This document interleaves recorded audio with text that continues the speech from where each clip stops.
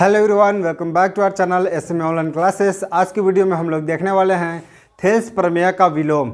हम लोगों ने पिछले क्लास में देखा था थेल्स प्रमेय को कैसे सिद्ध किया जाता है, उसको कैसे प्रूफ किया जाता है। काफ़ी अच्छे तरीके से हम लोगों ने डिस्कस किया था इन डिटेल। लेकिन आज की वीडियो में हम लोग देखेंगे कि थेल्स के प्रमेय का विलोम इसको कैसे सिद्ध किया जाता है और इससे रिलेटेड क्वेश्चंस कैसे बनाए जाते हैं। ठीक है, तो सबसे पहले हम लोग प्रूफ देखेंगे, उसके बाद अगले लेक्चर में देखेंगे कि इसका क्वेश्चंस कैसे बनाए जाते हैं थेल्स और थेल्स प्रमेय के विलोम से।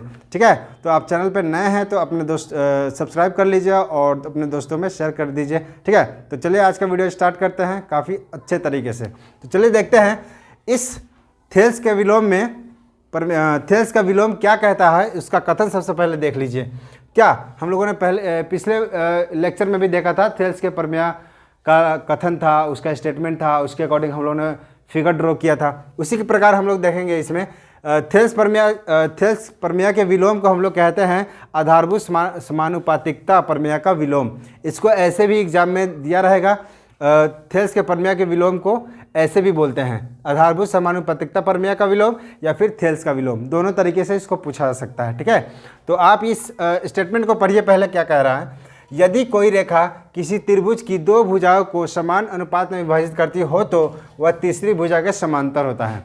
हम लोगों ने पिछले लेक्चर में क्या देखा था, थेल्स प्रमेय का जो प्रूफ देखे थे, उसमें कह रहा था कि यदि किसी भुजा के समांतर लेंगे तो वह अन्य दो भुजा एक ही अनुपात में विभाजित करेगा। लेकिन इसमें उसके उल्टा कह रहा है कि यदि दोनों एक ही अनुपात में विभाजित करेंगे तो वह तीसरी भुजा के समांतर होगा। बस इतना ही का अंतर है, सेम उसका उल्टा है, एज इट इज़ है, उल्टा एकदम, नो डिफरेंस।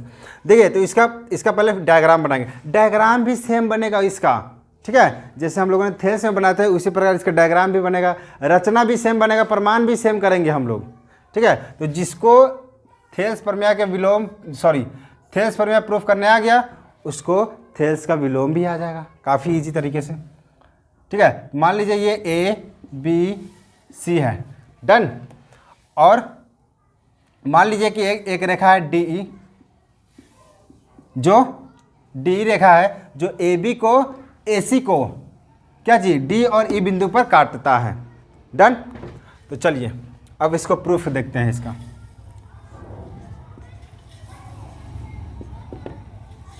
प्रूफ क्या होगा, तो सेम उसी प्रकार मानना पड़ेगा थोड़ा सा। ठीक है, क्योंकि 5 नंबर में आता है एग्जाम में, तो थोड़ा बहुत तो मानना पड़ेगा ना जी, उसको प्रूफ करने के लिए थोड़ा सा सजा के लिखना पड़ेगा ना। ठीक है, तो कैसे भी बना देंगे तो नंबर नहीं मिलेगा। अच्छे तरीके से और शानदार तरीके से, बढ़िया तरीके से रिप्रेजेंटेशन काफ़ी अच्छे से सुंदर तरीके से उसका रिप्रेजेंटेशन करेंगे तो अच्छा रहेगा। देखिए, मान लेते हैं, माना कि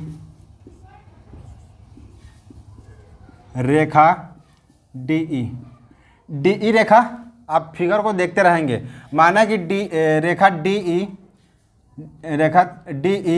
त्रिभुज ABC में, माना कि रेखा DE त्रिभुज ABC में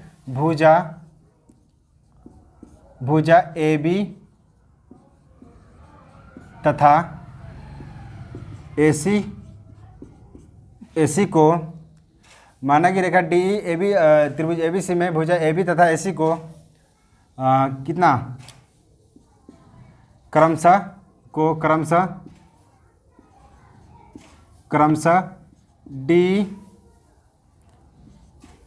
D और क्या पे E पे इस प्रकार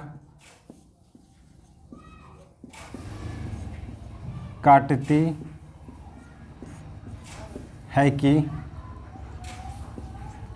देखिए माना कि त्रिभुज ABC में DE रेखा AB तथा AC को D और E बिंदु पर इस प्रकार काटता है कि हमारा बन जाता है AD बटा DB बराबर AE बटा EC। ये ऑलरेडी गिवन है, स्टेटमेंट में ही बोल दिया ये इतना है, तब सिद्ध कीजिए कि DE समांतर BC। ठीक है, BC समांतर DE, कोई भी उल्टा बोलिए। तो हमको सिद्ध क्या करना है, यहाँ पे लिखेंगे, तो सिद्ध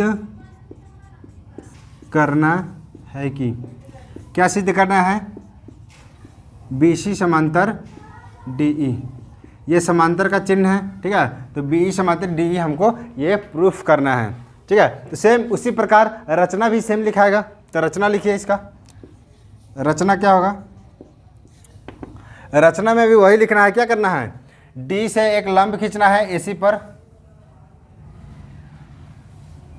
यहाँ पर लंब खींच दिए जिसका नाम M दे दिए। फिर AB पर एक लंब खींचे E से जिसका नाम N दे दिए।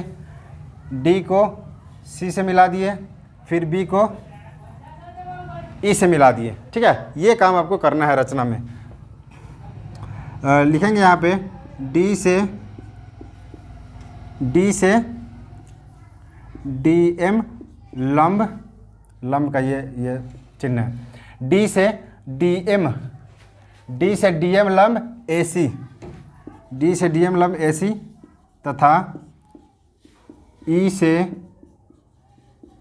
EN लंब AB, E से EN लंब AB पर लंब खींचा, EN लंब AB खींचा, ठीक है, खींचा। और अब और क्या किया, D को C से मिलाया और B को E से। लिखेंगे अब B को E से तथा D को C से मिलाया। ये आपको लिखना पड़ेगा थोड़ा सा रचना में, ठीक है। अब प्रमाण देखते हैं। प्रमाण दोनों का सेम है,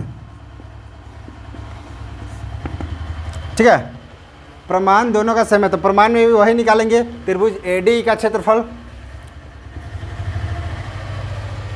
प्रमाण में निकालेंगे त्रिभुज ADE का क्षेत्रफल, त्रिभुज ADE का क्षेत्रफल।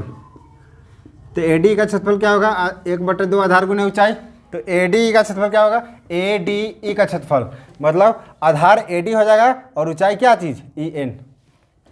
तो AD गुने EN सेम। फिर त्रिभुज DBE का क्षेत्रफल निकालिए, त्रिभुज DBE का क्षेत्रफल 1/2, आधार कितना है, तो DBE का क्षेत्रफल में यह आधार हो जाएगा और ऊंचाई इसके लिए भी सेम होगा, EN। तो ये हो जाएगा DB गुने EN। फिर इसका अनुपात निकालिए, तो ये हो जाएगा त्रिभुज ADE का क्षेत्रफल बटा त्रिभुज DBE का क्षेत्रफल। ये हो जाएगा 1/2 AD गुने EN बटा 1/2 DB गुने EN। 1/2 से 1/2, EN से EN काटा, तब क्या बचा, इसीलिए त्रिभुज ADE का क्षेत्रफल बटा त्रिभुज DB का क्षेत्रफल।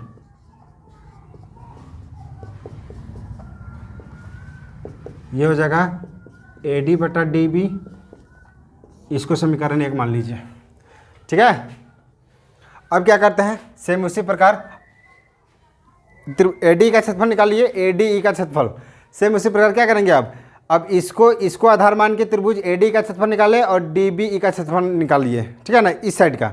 अब फिर इसी प्रकार निकालेंगे, हमको क्या करेंगे, अब क्या करेंगे, AED का क्षेत्रफल निकालेंगे, त्रिभुज AED का क्षेत्रफल। तो ADE का क्षेत्रफल बोलिए या AED का क्षेत्रफल बोलिए, दोनों बराबर है, ठीक है ना। इसको बंद करेंगे ये पूरे को, तो ADE का क्षेत्रफल बोले या AED का क्षेत्रफल बोले, बोथ आर सेम, ठीक है ना। तो अब निकालेंगे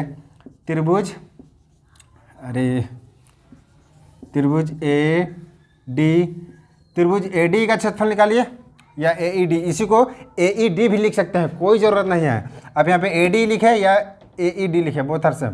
त्रिभुज ADE का क्षेत्रफल, डोंट कंफ्यूज नहीं कीजिए, यहाँ पे भी ADE का क्षेत्रफल ही निकाले हैं, ठीक है। तो आप दोनों निकाल सकते हैं, यहाँ पे भी सही है और यहाँ पे भी सही है। एक बार इसको आधार मान के निकाले हैं, एक बार इसको मान के निकालेंगे, ठीक है। तो AD का क्षेत्रफल क्या हो जाएगा, 1/2। अब आधार क्या हो जाएगा, AE,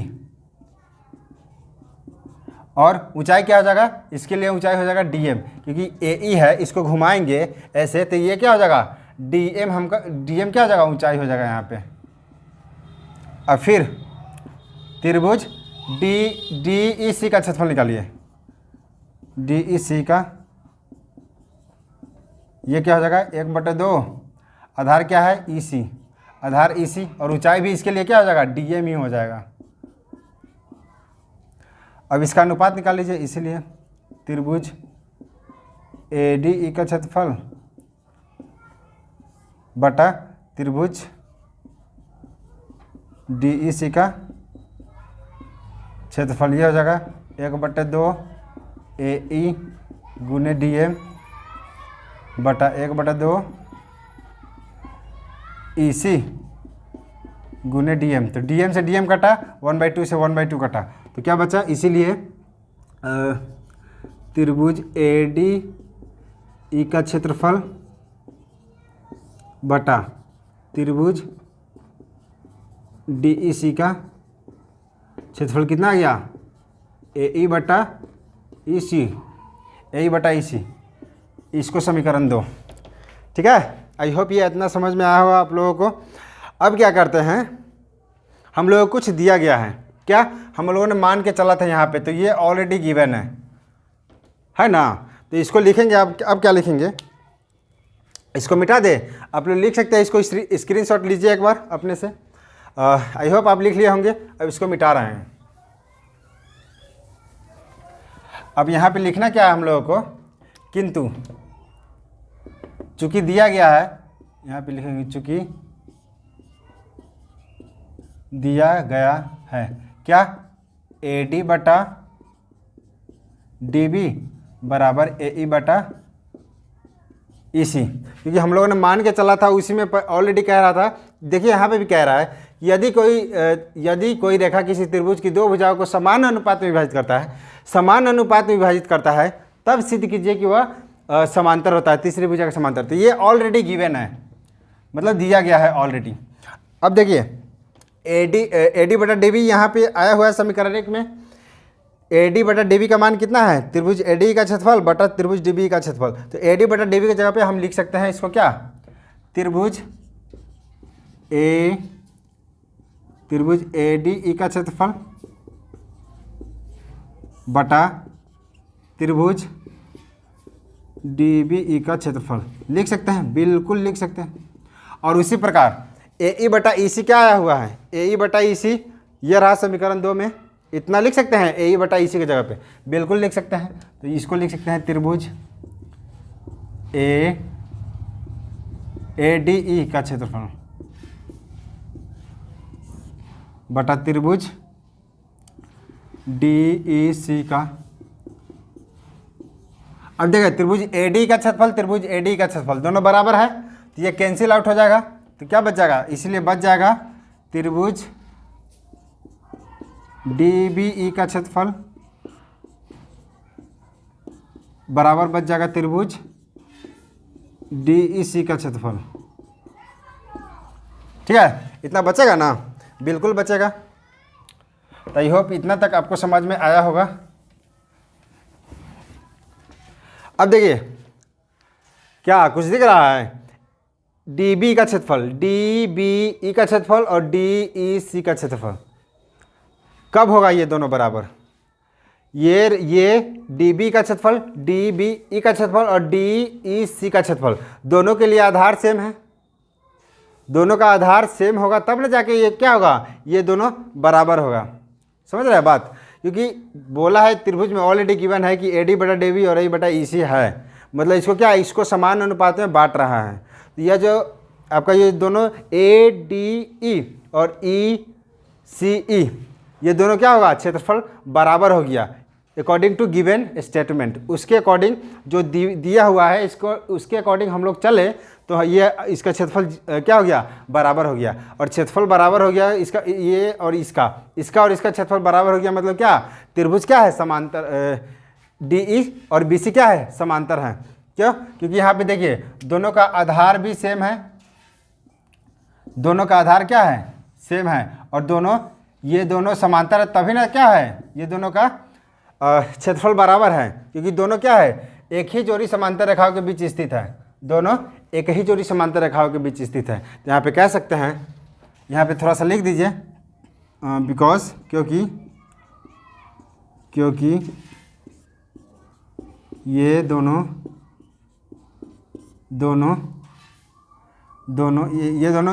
क्योंकि ये दोनों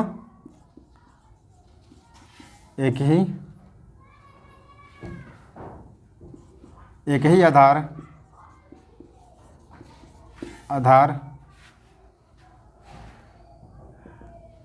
एवं ये दोनों एक ही आधार एवं एक ही आधार पर स्थित है। नहीं, ऐसे बोल सकते हैं, एक ही आधार पर स्थित है, ठीक है। इसलिए क्या हो जाएगा, इसलिए कह सकते हैं कि BC समांतर डन हो गया। समझ रहे बात, ये क्षेत्रफल बराबर आ गया, मतलब क्या जी, DE और BC दोनों समांतर हैं, डन। यही हमको प्रूव करना था, BC समांतर DE। समझ आ गया आपको। पहले क्या किए, मान लिए कि माना कि DE रेखा त्रिभुज ABC को BC और AC को D और E बिंदु पर इस प्रकार काटता है कि AD बटा DB और बराबर AE बटा EC। उसके बाद तो सिद्ध करना है कि लिखेंगे, सिद्ध करना है BC समांतर DE। उसके बाद रचना करेंगे, रचना में क्या किए, D से DM लंब AC, E से EN लंब AB खींचा और D को C से B को E से मिलाया, डन। उसके बाद प्रमाण निकाल लिए, समीकरण 1 समीकरण 2 आया, फिर उसका ये रहने दिए, फिर दिया गया है कि AD बटा DB और AE बटा EC, इसको सॉल्व किए तो ये दोनों त्रिभुज बराबर हो गए। और दोनों त्रिभुज बराबर कब होगा, जब DE समांतर BC होगा। आई होप ये समझ में आ गया होगा। ये वाला थेल्स प्रमेय का विलोम काफ़ी अच्छा और इंटरेस्टिंग प्रूफ था हम लोगों के लिए, ठीक है। तो वीडियो अच्छा लगा और वीडियो समझ में आ गया तो अच्छा लगा तो अपने दोस्तों में शेयर कर दीजिए वीडियो को, ठीक है। और चैनल पर नए हैं तो सब्सक्राइब भी कर लीजिए, ठीक है, क्योंकि इस चैनल पे काफ़ी अच्छे कंटेंट, काफ़ी अच्छे वीडियो बना के अपलोड कर रहे हैं आप लोगों के लिए। और आप लोगों को किसी प्रकार का डाउट है मैथ में, किसी प्रकार का 9th 10th 11th 12th, तो आप डेफिनेटली कमेंट कीजिए, ठीक है। आप डेफिनेटली कमेंट कीजिए, हम उस टॉपिक पे वीडियो ज़रूर बनाएंगे, ठीक है। तो आई होप आपको समझ में आ गया होगा आपका आज का वीडियो। मिलते हैं हम लोग नेक्स्ट क्लास में और नेक्स्ट लेक्चर में। Thank you so much watching for this video.